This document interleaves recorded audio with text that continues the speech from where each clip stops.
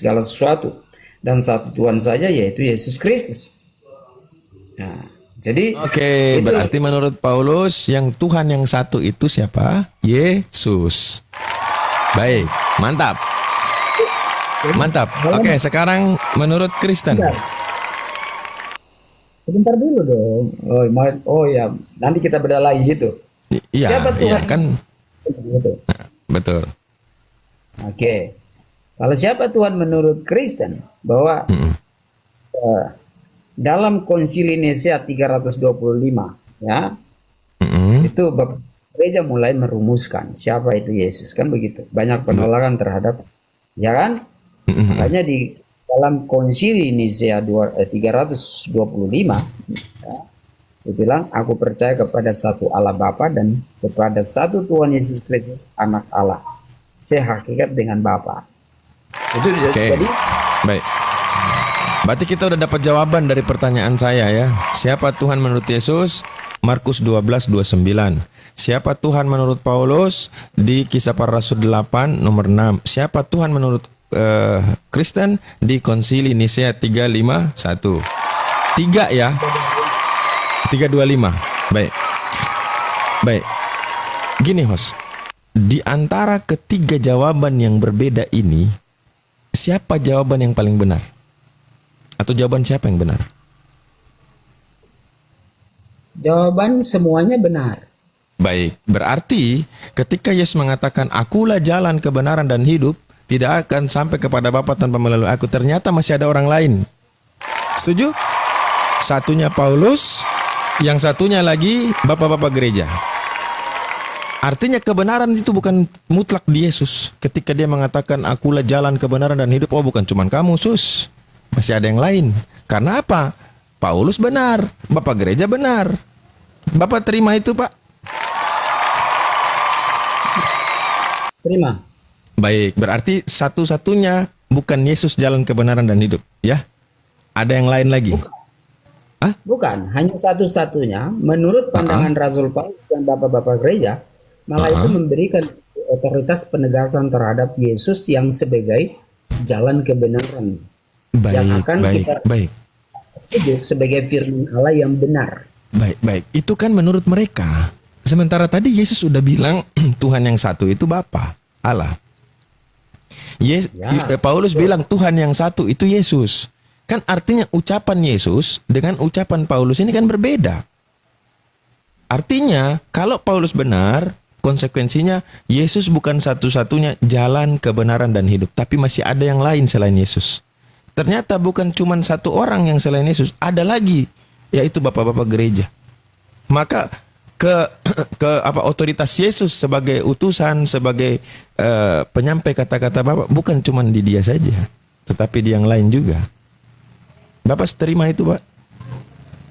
Tidak, itu salah pemahaman. Justru Lah saya, berarti mesti ada satu yang benar di antara tiga jawaban itu. ya, ketiga-tiganya itu benar. Tapi Lah, Yesus ya sekarang begini. Yang satu perkataan Yesus, yang satu perkataan Paulus, yang satu perkataan bapak-bapak gereja. Kalau semuanya benar, berarti ini bicara tentang Tuhan loh, Bang. Kalau bicara tentang orang, ya mungkin. Ini bicara tentang Tuhan. Sementara Yesus bilang, tidak seorang pun sampai kepada Bapa tanpa melalui aku. Berarti ada sampai kepada Bapa melalui Paulus, melalui bapak-bapak gereja. Artinya perkataan Yesus nggak bisa dipegang lagi. Itu konsekuensi ketika Bapak mengatakan benar semua.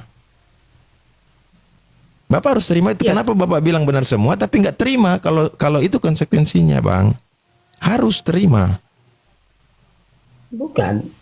Saya menerima dia sebagai di mana Yesus yang mengungkapkan siapa itu Bapa, Ya. Rasul Paulus mengungkapkan siapa itu Tuhan, bapak-bapak gereja merumuskan siapa itu Tuhan. Nah, Jadi ini nggak gini. Jelas nggak perkataan Yesus? Dengarlah hai orang Israel, Tuhan, ada sebut Tuhan Allah kita, Tuhan itu Esa. Esa itu berarti satu kan, tunggal. Nah, Paulus juga mengatakan dengan tegas, hanya ada satu Tuhan saja, yaitu Yesus. Nah, sementara dari kekristenan ada dua, Bapa Tuhan, Yesus Tuhan. Ini kan tiga jawaban yang berbeda. Yang dimaksud dengan yang oleh orang Kristen mengatakan bahwa Yesus itu adalah Tuhan. Ini Iya, harus betul. ada sebuah perbedaan antara Tuhan dan Allah, ada perbedaan. Baik, itu Jangan menurut kita Kristen. samakan. Menurut Kristen, menurut Yesus beda nggak? Iya, dia mengatakan Tuhan dan Allah dalam Nggak ada dan, eh, nggak ada ya, dan di situ, nggak ada. ada, tapi ada Coba komanya. Tuhan, Tuhan, koma Allah, dan itu ada Baik. ada penekanan. Tuhan Baik. Allah, Tuhan itu adalah, ini kan orang Indonesia yang racun. Karena apa? Orang Indonesia mengambil kata Tuhan yang akan disepadan bahwa akar kata dari Tuhan itu kan Tuhan. Baik, baik. Kalau begitu ketika Yesus berkata begini, aku bersyukur kepadamu Bapa Tuhan langit dan bumi. Itu Ya, ke siapa Tuhan. rujuknya? Ya, itu ketika dia merujuk kepada Sang Allah Bapa, dia akan menyebutkan sebagai Tuhan langit Uh-uh. dan Ya, Tuhan itu langit dan bumi ini siapa menurut Yesus? menurut Yesus adalah Bapa itu sendiri. Baik, berarti Yesus pernah ngomong Tuhan yang Esa itu Bapa itu. Tuhan langit dan bumi itu Bapa. Benar nggak? Ya, Bapa itu Benar. adalah Bapa Tuhan. itu adalah segala, Bapa itu adalah segala sesuatu yang bersumber dari Dia. Bahkan firman Allah yang hidup, yaitu Yesus Kristus, itu juga Ya. berasal dari Dia. Makanya ada perbedaan, ada diferensial antara Tuhan dan Allah itu. Rasul Thomas mengatakan kepada Yesus Kristus, ya Tuhanku dan Allahku. Itu kan ada dua yang dimana Yesus itu dikatakan sebagai Tuhan, dan Allah Bapa yang dimana seluruh absolutely itu datang dari berasal dari Baik, Dia. baik. Kalau begitu pertanyaan saya, yang Esa itu yang mana? Tuhan atau Allah? Yang perkataan Yang Yesus. Ketika kita berbicara tentang keesaan, Mm-mm. bahwa di dalam pemahaman secara kristologi, untuk memahami bukan keberapaan Allah itu, tetapi kebagaimanaan Allah itu sendiri. Baik. Maka dalam tiga hal itu dirumuskan menjadi satu hakikat yang tidak bisa terpisah. Ya, Gitu. saya hargai Bang. Itu menurut Kristen Bang. Yang saya tanyakan tiga. Menurut Yesus, menurut Paulus, menurut Kristen Bang. Abang dari tadi jelaskan itu menurut kekristenan. Yesus gimana? Yang saya tanya Yesus.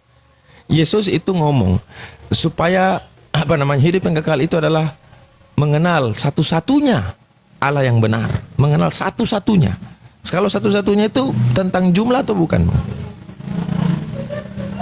Ya, artinya mengenal satu-satunya Allah tentang bukan tentang jumlah, ya, kebagaimanaan Allah itu bukan masalah berapa banyak Allah. Oh begitu. Jadi Yesus mengajarin seperti itu ya. Baik, baik. Coba abang bayangkan lagi satu. Ciri-ciri Tuhan yang benar dengan sesuatu yang dijadikan Tuhan. Ada ciri yang paling tidak bisa kita pungkiri. Kalau Tuhan yang benar, dia akan mengatakan kepada hambanya, aku Tuhan. Akulah Tuhan, aku disembah. Sebagaimana Yesus mengatakan bahwa menyembah Bapa itulah kehendak Bapa. Begitu juga di dalam Islam, ya. Kata Bapa di dalam Perjanjian Lama, aku menjadikan terang dan menciptakan gelap, aku menjadikan damai dan menciptakan kejahatan. Akulah Tuhan yang melakukan semua itu. Ini tegas dia katakan. Kemudian di dalam Al-Qur'an Allah disebut innani anallah, sesungguhnya aku Allah. La ilaha illallah, tidak ada sesembahan Tuhan selain saya. Sembahlah, fa'budni, sembahlah. Ada orang kaum yang menjadikan sapi itu Tuhan, Bang. Pertanyaannya, pernah nggak Tuhan mereka mengatakan bahwa mereka Tuhan? Nggak ada, Bang. Nggak ada. Padahal kalau kita bilang Tuhan itu kan maha kuasa. Masa dia nggak bisa ngomong bahwa dia Tuhan? Walaupun dia seekor monyet, tapi kalau diyakini dia Tuhan, berarti dia maha kuasa segala sesuatu, termasuk berbicara bisa kan? Kenapa dia nggak ngomong? Aku Tuhan. Sekarang cari ke Yesus mengaku Tuhan di Bible itu susah, Bang. Karena memang dia punya Tuhan. Bagaimana mungkin dia punya Tuhan, dia mengaku Tuhan, Bang. Tapi sudah terlanjur ya. Ini sudah ribuan tahun, maka satu-satunya cara untuk bisa menyambungkan itu, kata Tuhannya dipisah. Oh, Tuhan untuk Yesus itu penguasa. Kalau untuk Bapa, Tuhan itu sang sumber. Mana ada Tuhan dipilah-pilah begitu, Bang? Gak ada. Tuhan ya Tuhan. Manusia ya manusia. Bukan Tuhan ya bukan Tuhan. Itulah kenapa ketika kita berdiskusi dengan teman-teman Kristen tentang ketuhanan Yesus, tidak pernah ada sampai 100% selesai. 20% macet. 30% macet. Tapi coba dengarkan orang Islam berbicara tentang Allah. Sampai tuntas. Sampai selesai. Karena kita nggak sulit, Bang. Kita nggak sulit, nggak mesti karang-karang cerita, kita bikin hayalan-hayalan, nggak penting. Semuanya sudah tertulis jelas dalam Al-Quran. Dari surah pertama surah pertama sampai surat yang terakhir, sebutkan semuanya ada nama Allah di situ. Alhamdulillahirobbilalamin, sudah sebutkan nama Allah. Surah Al-Baqarah sudah sebutkan nama Allah. Surah An-Nisa sebutkan nama Allah. Surah Al-Imran sebutkan nama. Sampai surah An-Nas ada nama Allah. Karena dia Tuhan. Memang dia Tuhan, dia yang kasih utusan. Nah sekarang Yesus, dari Kejadian sampai Maleaki, dari Matius sampai Wahyu, ketuhanan Yesus itu kayak disamarkan, disembunyikan. Apa masalahnya Tuhan itu dia nyatakan diri? Jadi begini, orang Kristen harus mengakui Yesus itu sebagai Tuhan. Bukan berarti Yesus menolak tentang ketuhanan dia. Atau konsep ini adalah bapak-bapak gereja yang memberikan tentang siapa dia. Bahwa dalam Alkitab udah menjelaskan beberapa hal penting untuk menyatakan Yesus itu sebagai Tuhan. Tuhan yang dimaksud bahwa di mana firman Allah, Yohanes itu telah menjelaskan bahwa firman itu telah menjadi manusia. Dia datang sebagai anak manusia. Anak manusia harus ditinggikan. Bahwa anak manusia ini berbeda dengan anak manusia yang seperti kita, yang hina dina. Dia adalah manusia yang sempurna. Kenapa Rasul Paulus harus menegaskan bahwa dia adalah Tuhan? Sampai Rasul Paulus sudah menjelaskan bahwa Yesus yang kalian salib dan mati dan bangkit, Tuhan Allah itu telah membangkitkan dia. Itu sudah jelas, Rasul Paulus itu sudah memberikan perbedaan antara Tuhan dan Allah. Bahwa Allah itu adalah sumber, kita analogi matahari, bahwa cahaya yang keluar, ada zat, ada panas, itu adalah satu kesatuan yang kita ceritakan tentang matahari. Terang yang kita lihat itu bersumber dari matahari. Sama Kristus, bahwa firman Allah ini turun menjadi manusia. Nah firman Allah ini adalah benar-benar kebenaran yang sesungguhnya Yesus mengkonfirmasi tentang akulah kebenaran. Dan hidup, akulah roti yang hidup itu. Jadi dia membicarakan tentang ketuhanannya dia. Banyak hal yang dia sampaikan. Bahwa dia berkata aku dan Bapa adalah satu. Ya, kesetaraan inilah yang membuat orang Yahudi pada zaman itu mereka membawa dia ke dalam Mahkamah Agung. Untuk diperhadapkan dan dihakimi. Sehingga pada waktu itu memang tidak ditemukan. Tetapi karena desakan orang-orang Yahudi untuk harus karena banyak orang yang mereka menuding bahwa ini orang telah menyatakan dan ayat referensinya ada. Kenapa? Salah satunya dia mengatakan aku sudah ada sebelum Abraham ada. Ya, aku dan Bapa itu adalah satu. Pekerjaan yang dikerjakan oleh Bapa itulah yang kukerjakan. Itulah yang menjadi suatu pernyataan besar untuk dituding bahwa dia telah menyatakan dirinya dengan Allah itu sendiri. Maka di situ Yesus juga berkali-kali dia mengatakan aku telah ditulis oleh Musa. Musa telah menuliskan tentang aku. Ini semua menceritakan tentang kebagaimanaan dia. Orang Yahudi tidak percaya karena mereka mengatakan Mesias itu belum datang. Bagaimana dia ini adalah Mesias? Makanya mereka sangat tidak setuju. Oleh karena itu, Yesus juga memberitahu bahwa dia datang dalam milik kepunyaannya, tetapi di dalam Yohanes 1 ayat ke-9, dia datang daripada milik kepunyaannya, tapi kepunyaannya dia ini tidak menerima dia. Terang itu telah datang ke dalam dunia, tetapi dunia yang dijadikan oleh dia itu tidak menerimanya. Coba bayangkan. Maka Yesus pun menyampaikan bahwa kerajaanku ini akan kuberikan kepada suatu bangsa. Memang dia datang dari bangsa Yahudi milik kepunyaannya dia, tapi mereka menolak. Oleh karena itu kerajaan ini diberikan kepada suatu bangsa yang nantinya di dalam Matius 18:16 bahwa eklesia inilah yang didirikan oleh Yesus sendiri, Rasul Petrus sebagai fondasi awal untuk mewariskan tentang apa yang disampaikan oleh Kristus. Karena orang Kristen akan mengatakan bahwa Yesus Kristus adalah kepala gereja itu. Maka gerejanya tidak akan berkesudahan tidak kepunah sampai dengan akhir zaman. Oleh karena itu Yesus pada Last Supper-nya dalam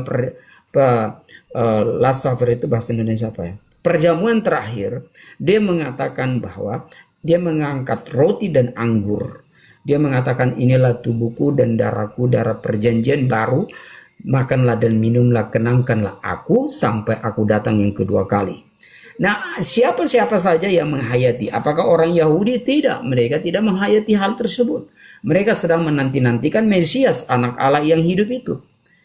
Nah, sekarang Yesus mengatakan kepada seorang perempuan Samaria di sumur Yakub, dia mengatakan, apakah engkau adalah Mesias? Yesus mengatakan, akulah dia. Dia udah datang. Tapi mereka tidak setuju, makanya itu peperangan besar. Oleh karena itu, Yesus mengatakan kepada Petrus, "Hai Petrus, selamatkanlah domba-dombaku." Nah, kerajaan ini muncullah kekristenan. Oleh karena itu Yesus menampakkan diri kepada Rasul Paulus. Sehingga Rasul Paulus ini akan dijadikan sebagai alat yang dipakai untuk memberitakan tentang hal ini kepada bangsa lain. Nah, oleh karena itu Kristen menjadi besar. Akhirnya timbul Kristen itu bertumbuh sampai detik ini. Oleh karena itu gereja yang apostolik kudus dan yang satu, maka gereja Katolik menerapkan hal itu. Dari Vatikan sampai ke ujung timur, itu memiliki satu sabda, satu gereja, satu pengajaran, satu firman yang tidak bisa dipisahkan. Nah, inilah yang dimaksudkan dengan satu tatanan dari fondasi awal, di mana Petrus adalah sebagai fondasi yang disampaikan oleh Kristus mendirikan gerejanya. Suatu bangsa akan diberikan kepada suatu bangsa, maka kerajaan ini akan kuberikan kepada bangsa lain. Ini, maka Yesus sangat luar biasa karena orang tidak percaya kepada dia. Ya.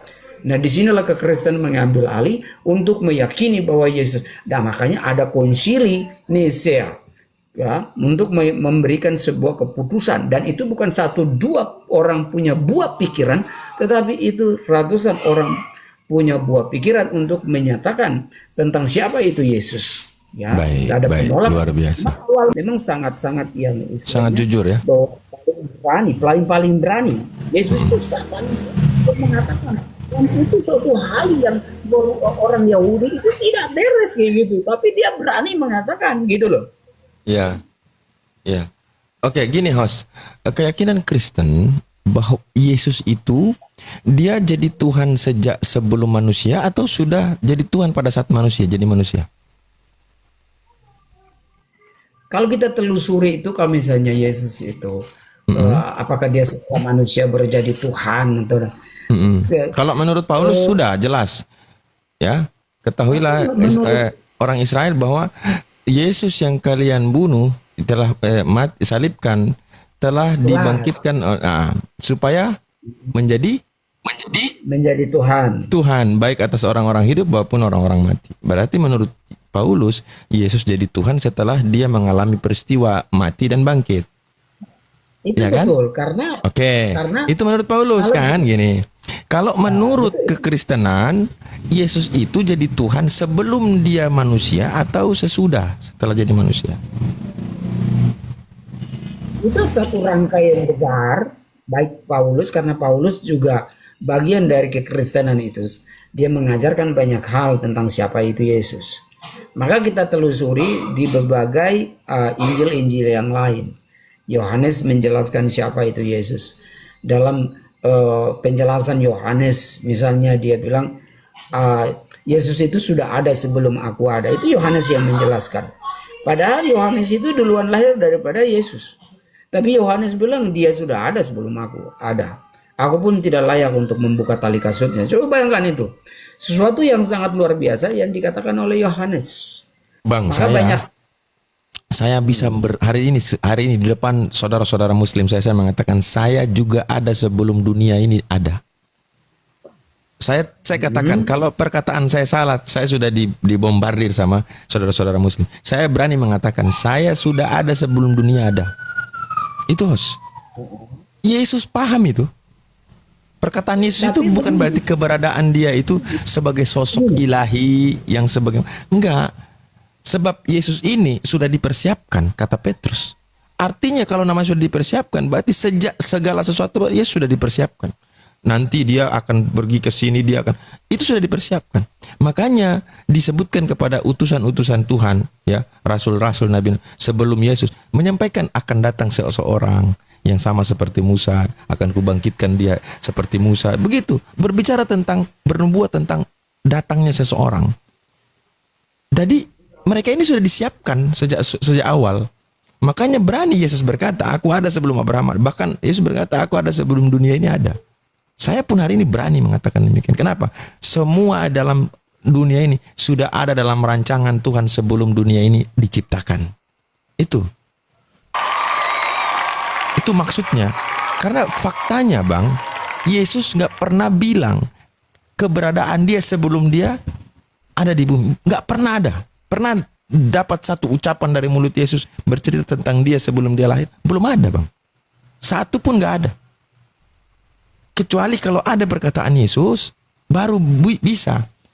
Ya, apakah Yesus mengatakan, aku bukan dari dunia ini, tapi aku dari sana. Saya juga bukan dari dunia ini Bang. Buktinya apa? Semua kita bukan dari dunia ini. Ada orang Kristen meninggal, telah pulang ke rumah. Namanya pulang itu ke rumah Bang. Rumah kita bukan di sini Bang. Ke rumah siapa? Kembali kepada kepunyaannya. Ya ke Bapa, kita semua dari Bapa. Tidak ada seorang pun yang datang sendiri. Ya, dia lompat sendiri keluar tanpa ada persetujuan. Semua dari sana Bang. Semua. Kenapa dengan gamblang teman-teman Kristen telah pulang ke rumah Bapa yang surga? Dia pulang. Kalau namanya pulang itu ke tempat dia atau bukan? Tempat dia Bang. Masa pergi ke rumah orang kita bilang dia pulang? Enggak. Ya dia ke rumahnya, berarti dia pulang. Berarti dia dari situ Bang. Itu logika Bang. Yang manusia pun sadar itu.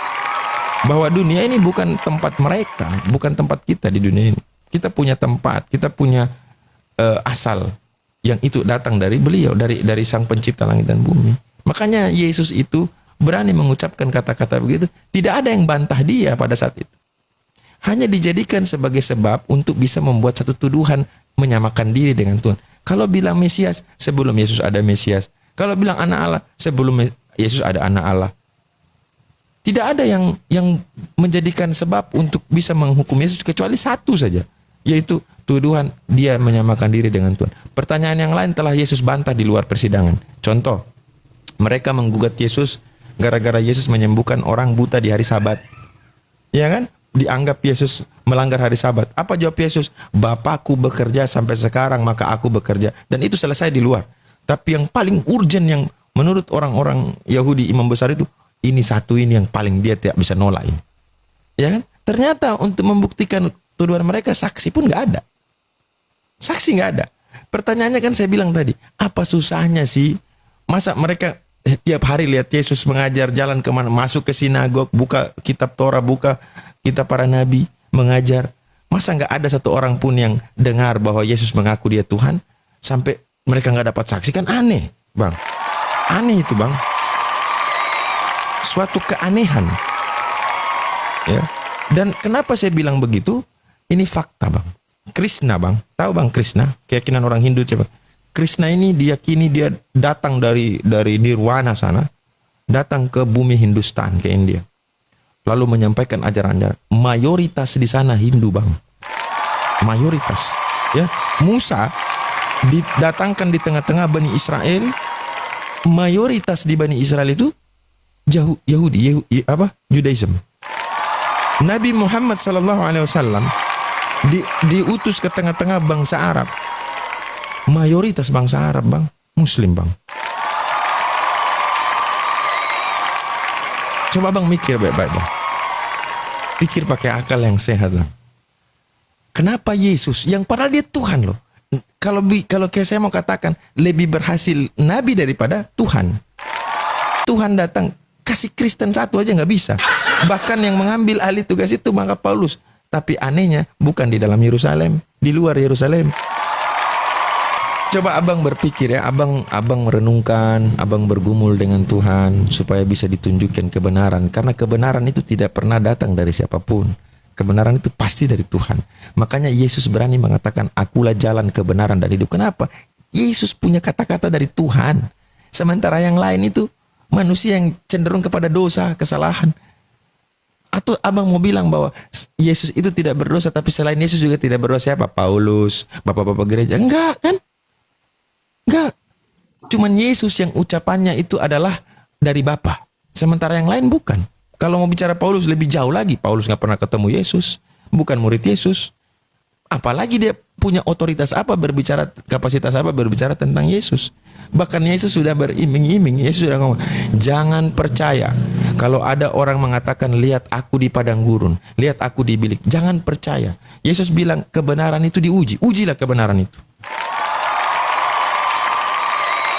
Bagaimana cara menguji kebenaran? Ya tentu kriteria-kriteria itu kita bikin dulu, susun. Kebenaran itu kalau yang datang ucapannya dari Yesus. Kebenaran itu kalau perkataan kita tidak bertentangan dengan Yesus. Itu kebenaran, Bang. Sebab satu-satunya jalan kebenaran dan hidup Yesus. Tidak ada yang tahu sampai ke Bapa. Tidak ada yang mengerti Bapa kalau tanpa melalui Yesus. Sementara yang diomongkan oleh orang lain berbeda dengan apa yang diomongkan oleh Yesus. Ya, berarti mereka selain Yesus juga tahu. Berarti klaim Yesus bahwa tidak seorang pun sampai kepada Bapa tanpa batal. Klaim Yesus batal. Ternyata ada. Ternyata selain Yesus, selain engkau, ada orang yang berbicara berbeda dengan kamu, tapi dia berbicara tentang Bapa. Berarti Yesus mengatakan tidak seorang pun sampai kepada Bapa tanpa melalui dia. Itu omong kosong. Abang terima konsekuensi itu? Jadi begini, Bang.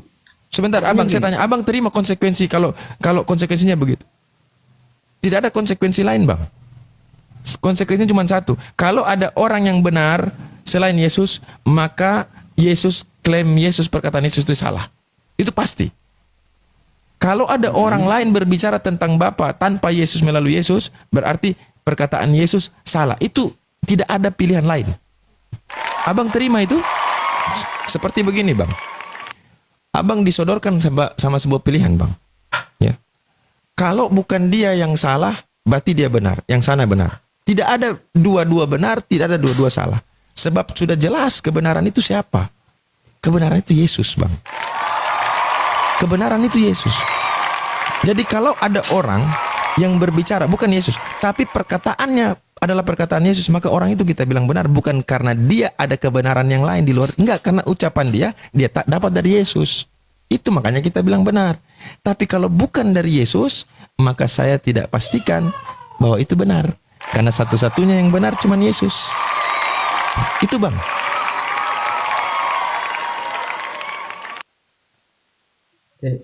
Jadi memang ini pemahaman tentang antara Tuhan dan Allah itu kan harus dibedah sehingga bisa menjadikan Yesus itu sebagai Tuhan dan Allah itu adalah sumber segala sesuatu yang berasal dari Dia itu sebagai Bapa itu sendiri.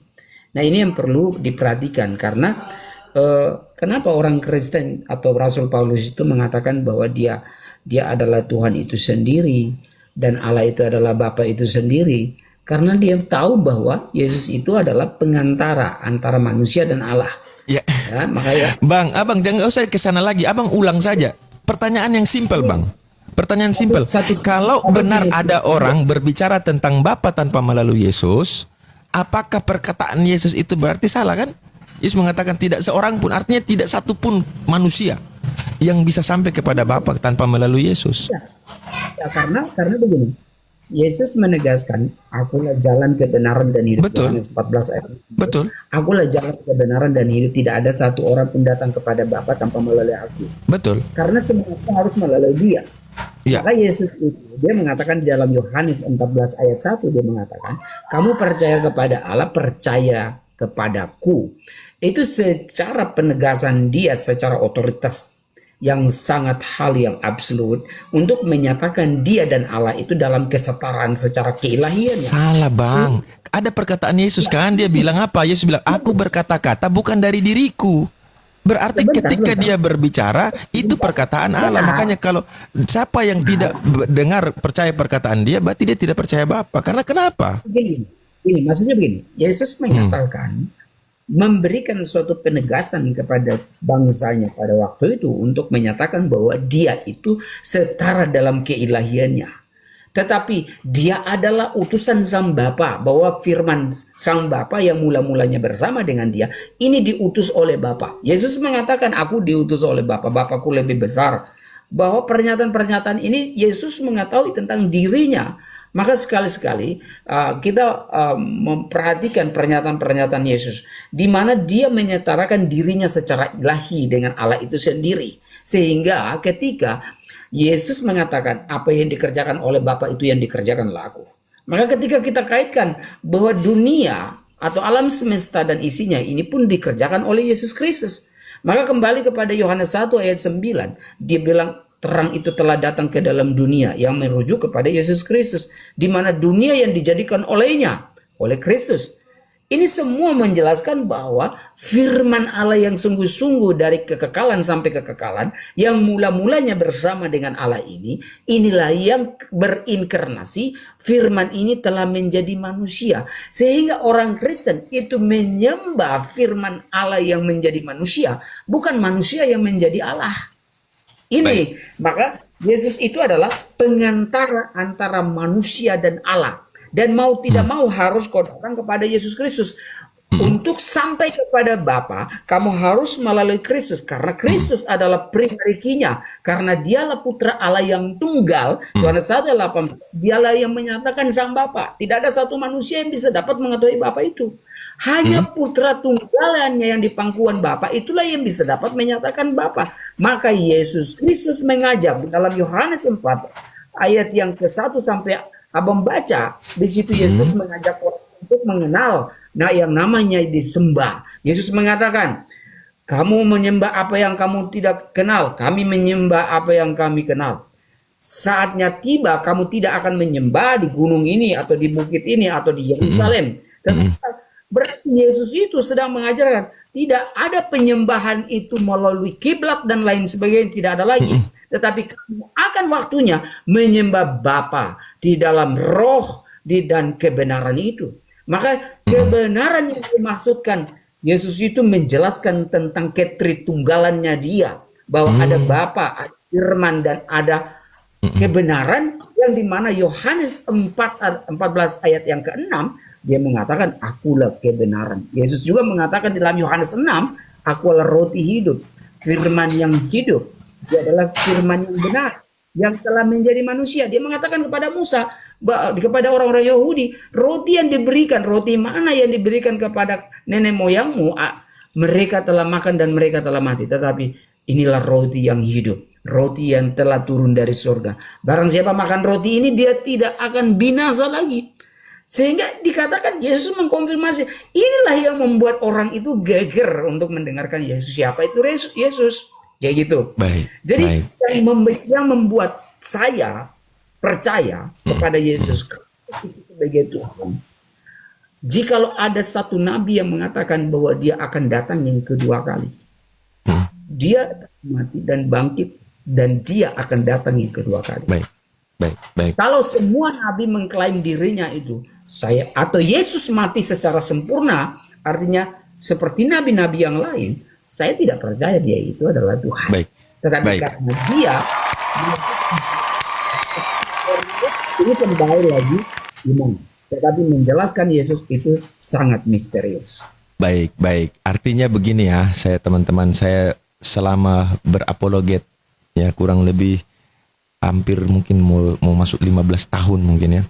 Sampai detik ini saya mencoba untuk menggagalkan apa yang saya pikirkan itu. Artinya saya berusaha, adalah teman-teman Kristen itu yang menggagalkan pemahaman saya terkait. Ternyata tidak ada. Dan akhirnya saya ending, hanya satu-satunya Tuhan yang lahir dari hasil kesimpulan itu dari Kristen. Ya. satu-satunya Tuhan yang lahir. Coba, ada nggak manusia biasa yang begini?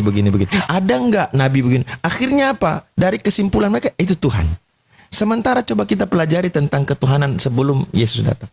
Mereka tidak berdebat, tidak menyimpulkan tentang Tuhan itu bagaimana, siapa. Enggak. Mereka hanya berdiskusi tentang bagaimana menjalankan hukum-hukum Tuhan. Paham? Ada yang mengikuti, ada yang menolak, ada yang menjadikan hukum itu dengan pemahaman mereka sendiri. Tapi soal Tuhan mereka nggak berdebat. Ya, di dalam Islam pun demikian. Tahu kita, tapi hukum-hukum, aturan-aturan Tuhan itu yang kita perselisihkan. Oh, ini begini caranya, ini begini caranya. Tapi di dalam kekristenan, Tuhan itu hasil kesimpulan, terbukti dengan adanya konsili. Tuhan disimpulkan. Jadi Tuhan ini nggak perkenalkan dia.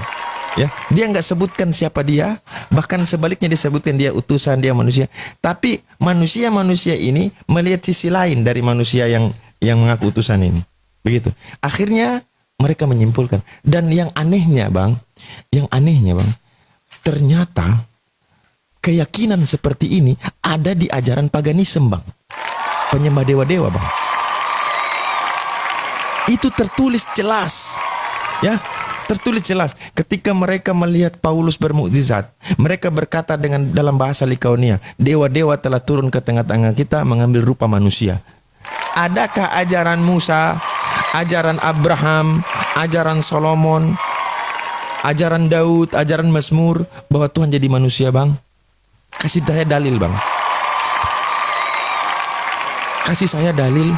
Sementara yang jelas, yang meyakini Tuhan jadi manusia dan dianggap oleh mereka ketika ada manusia yang bisa melakukan perkara-perkara yang luar biasa, itu pasti dewa yang datang jadi manusia. Sama, Kristen juga akhirnya berkesimpulan.